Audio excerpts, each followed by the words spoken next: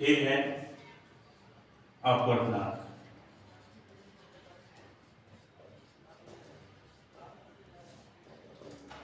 कि अपवर्तनांक किसे कहते हैं, यानी कि प्रकाश की किरण जब एक माध्यम से दूसरे माध्यम में प्रवेश करती है तो वह अपने मूल पथ से विचलित हो जाती है। इस घटना को अपवर्तन कहते हैं। अपवर्तन क्यों होता है कि जब उसके मूल वेग में परिवर्तन हो जाता है तो अपवर्तन हो जाता है। तो अपवर्तनांक किसे कहते हैं कि जब प्रकाश किरण एक माध्यम यानी माध्यम से दूसरे माध्यम में प्रवेश करती है तो माध्यम प्रकाश की किरण का माध्यम में विचलन उत्पन्न करने की क्षमता को अपवर्तनांक कहते हैं। यानी प्रकाश किरण के माध्यम में विचलन उत्पन्न करने की क्षमता को ही अपवर्तनांक कहते हैं। अपवर्तनांक का सूत्र C/V। C है प्रकाश का वेग जो होता है 3 × 10⁸ मीटर प्रति सेकंड, और V है माध्यम का वेग। तो यह अपवर्तनांक का सूत्र होता है। फिर आता है निरपेक्ष अपवर्तनांक।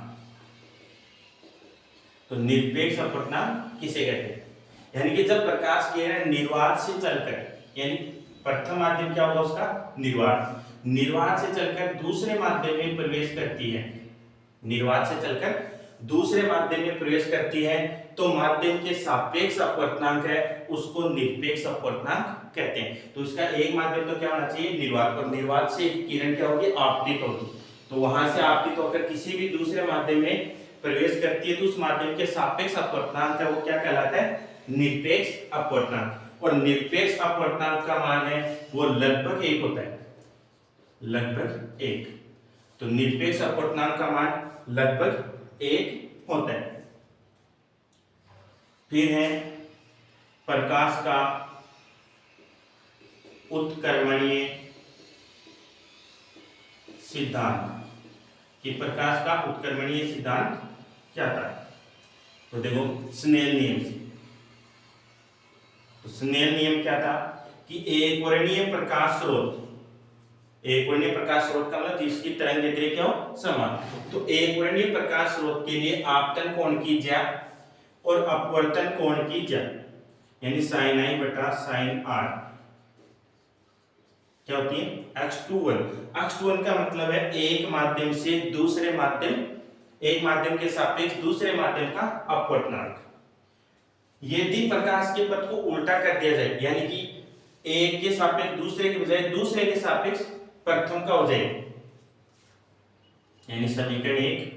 अब क्या करेंगे प्रकाश का पथ उल्टा करने का, प्रकाश का पथ उल्टा करेंगे तो sin R बटा sin I हो जाएगा। यानी कि R तो क्या बन जाएगी आपतन कोण और I क्या बन जाएगी अपवर्तन कोण। तो अपवर्तनांक भी उल्टा हो जाएगा x12, यानी 2 के सापेक्ष प्रथम माध्यम का अपवर्तनांक उल्टा करके बढ़ जाता है। समीकरण 2। समीकरण 1 को 2 से गुणा करेंगे, यानी समीकरण 1 और 2 का आपस में क्या कर देंगे गुणा। तो देखो क्या बनेगा sin I बटा sin R गुणा sin R बटा sin I बराबर x21 गुणा x12। अब sin R से sin R कट गया, sin I से sin I कट गया, तो केवल क्या बच गया 1, यानी कि x21 इंटू x12 बराबर 1। ये क्या कहलाता है उत्क्रमणीय सिद्धांत।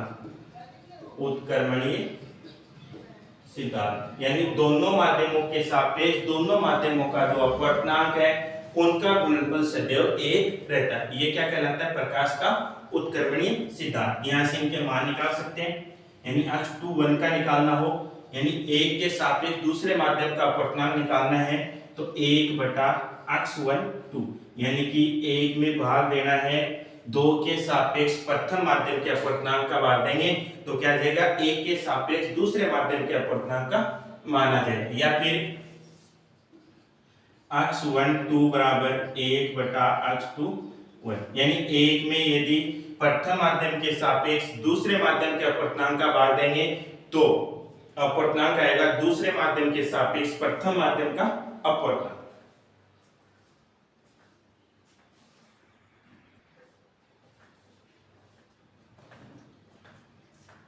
फिर आता है जब प्रकाश किरण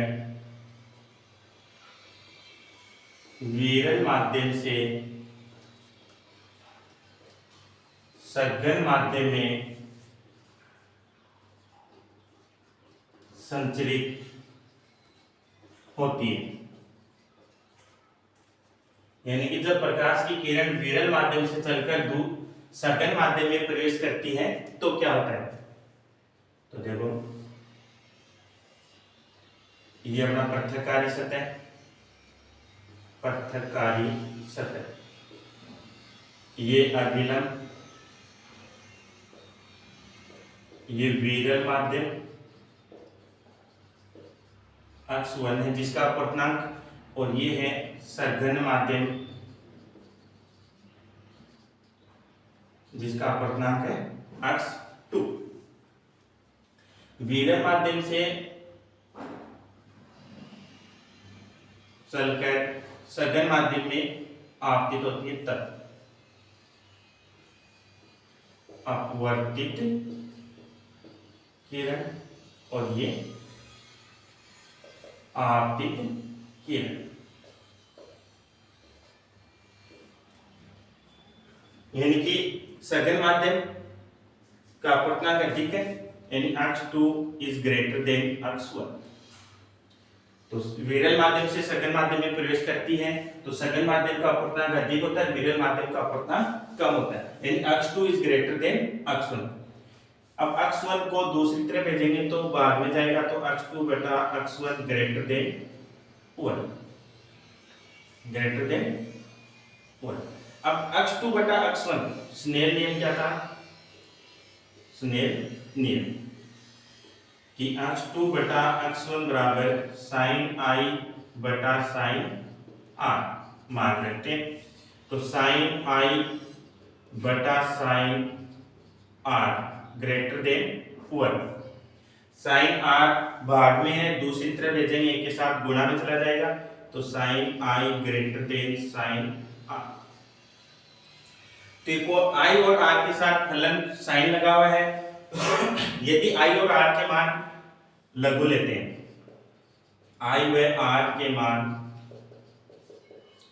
लघु होने को जब लघु कर देंगे तो इनके त्रिकोणमितीय फलन हट जाते हैं, यानी कि i is greater than r, यानी कोण i है वो कोण r से अधिक है, i का मान अधिक है, यानी विरल माध्यम में जो किरण आपतित होगी वो अभिलंब से दूर से आपतित होती है, और r यानी कि कम है, यानी अभिलंब की ओर आती है। तो जब प्रकाश किरण विरल माध्यम से सघन माध्यम में प्रवेश करती है तो अपवर्तित किरण है वो अभिलंब की ओर झुकती है, अभिलंब की ओर झुकती है, कौन, अपवर्तित किरण। यानी कि जब प्रकाश किरण विरल माध्यम से चलकर सघन माध्यम में प्रवेश करती है तो सघन माध्यम में अपवर्तित किरण अपवर्तन के पश्चात अभिलंब की ओर झुक जाती है, यानी कोण r का मान कोण i की तुलना में कम होता है। अब इसका उल्टा कि जब प्रकाश किरण सघन माध्यम से विरल माध्यम में संचरित होती है तो अब को क्या होगा कि प्रकाश की किरण सघन माध्यम से चलेगी और विरल माध्यम में अपवर्तन के बाद पहुंचेगी। तो देखो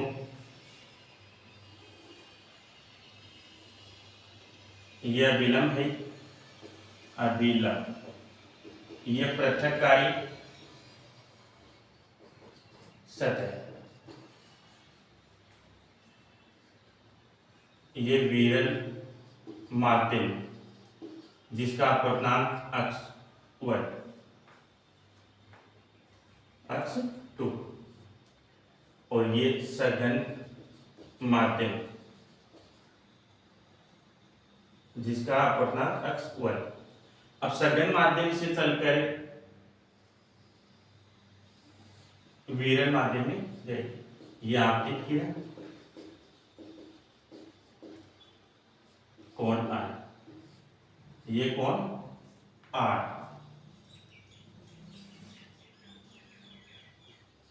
अपवर्तित किरण। अब विरल माध्यम का अपवर्तनांक कम होता है, सघन माध्यम का अपवर्तनांक अधिक होता है, यानी कि अक्ष 2 इज लेस देन अक्ष, क्या हो जाएगा, अक्ष 2 इज लेस देन अक्ष 1। अक्ष 1 दूसरी तरफ जाएगा तो बाद में अक्ष 2 बटा अक्ष 1 इज लेस देन 1। स्नेल नियम लगाएंगे, स्नेल नियम से कि साइन आई बटा साइन आर बराबर अक्ष 2 बटा अक्ष 1। तो साइन आई बटा sine r is less than 1। Sine r बाद में है, दूसरी तरफ भेजेंगे तो एक के साथ गुणा हो जाएगा, यानी sine i is less than sine r.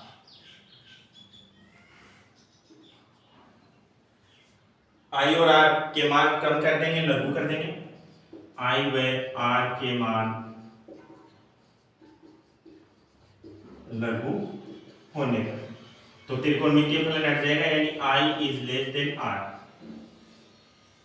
आई यानी आपतन कोण छोटा है, अपवर्तन कोण बड़ा है, अपवर्तन कोण बड़ा है। मतलब जब प्रकाश की किरण सघन माध्यम से चलकर अपवर्तन के पश्चात विरल माध्यम में प्रवेश करती है तो अपवर्तित किरण और अभिलंब के मध्य का कोण बढ़ जाता है, मतलब अपवर्तित किरण अभिलंब से दूर जाती है। तो अपवर्तित किरण अभिलंब से दूर हटती है। तो ये था कि जब प्रकाश किरण सघन से विरल में जाती है तब तो वह अभिलंब से दूर हटती है, और जब प्रकाश किरण विरल से सघन माध्यम में प्रवेश करती है तो वह अभिलंब की ओर झुक जाती है। फिर है यदि आपतन कोण I और अपवर्तन कोण R दोनों के मान 0 हो, क्या हो, आपतन कोण I और अपवर्तन कोण R दोनों के मान 0 हो, दोनों के मान 0 हो मतलब अभिलंब ही क्या बन जाएगी, किरण, अभिलंब ही क्या बन जाएगी, प्रकाश की किरण, क्योंकि I का मान 0 तभी होगा जब आपतित किरण और अभिलंब के मध्य का कोण क्या होगा, 0। तो अभिलंब ही क्या बन जाएगी, आपतित किरण, और R का मान 0 यानी अपवर्तन कोण का मान 0, और अपवर्तन कोण का मान 0 होगा तो भी अभिलंब ही क्या बन जाएगी, अपवर्तित किरण, यानी कि जो अभिलंब है वो, यानी आपतित प्रकाश की किरण में किसी प्रकार का कोई विचलन नहीं होता है, विचलन नहीं होता तो बिना किसी विचलन के सीधी ही निकल जाती है, बिना किसी विचलन के सीधी ही निकल जाती है, यानी इस दौरान अपवर्तन नहीं होता, क्योंकि अपवर्तन की परिभाषा थी कि जब वो एक माध्यम से दूसरे माध्यम में प्रवेश करती है तो बिना किसी, तो एक माध्यम से दूसरे माध्यम में प्रवेश करती है तो वो अपने मूल पथ से विचलित हो जाती है, विचलन की घटना क्या कहलाती है, अपवर्तन। लेकिन जब आपतन कोण और अपवर्तन कोण दोनों के मान शून्य हैं तो दोनों के मान शून्य होते ही अपवर्तन नहीं होगा, अर्थात बिना किसी विचलन के सीधी ही निकल जाती है। फिर आता है अपवर्तनांक की निर्भरता, अपवर्तनांक की निर्भरता कि जो अपवर्तनांक है वो किस पर निर्भर करता है। तो एक तो करता है ताप, दूसरा तरंगदैर्ध्य और तीसरा करता है विचलन कोण इत्यादि। तो अपवर्तनांक है वो किन किन कारकों पर निर्भर करेगा? ताप, तरंगदैर्ध्य, विचलन कोण, इन जैसे कारकों पर अपवर्तनांक वो निर्भर करता है।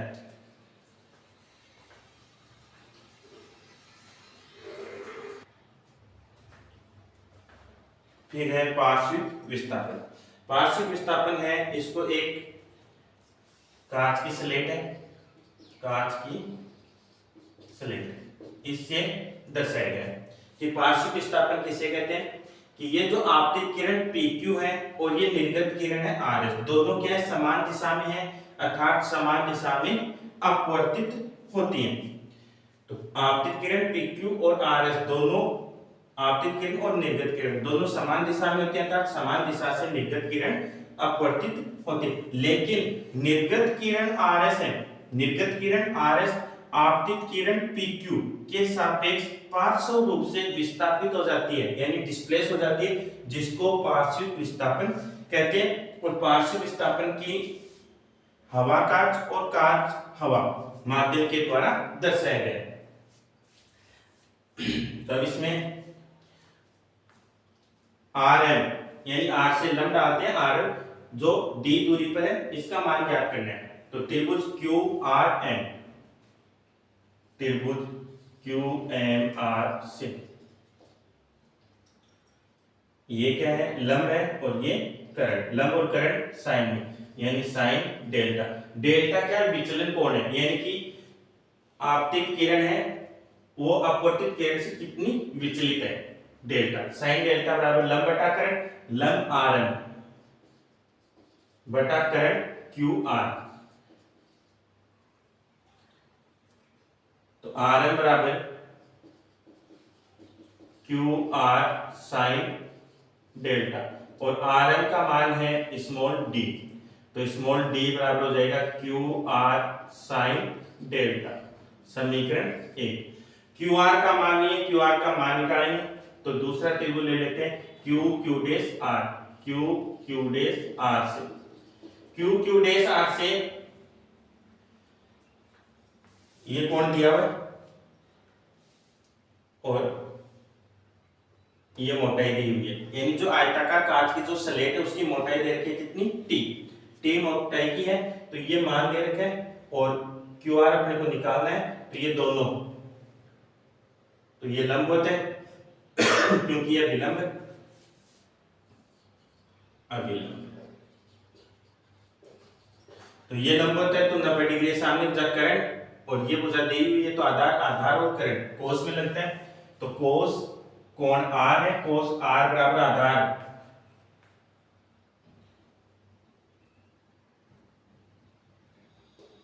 करण हो गया QR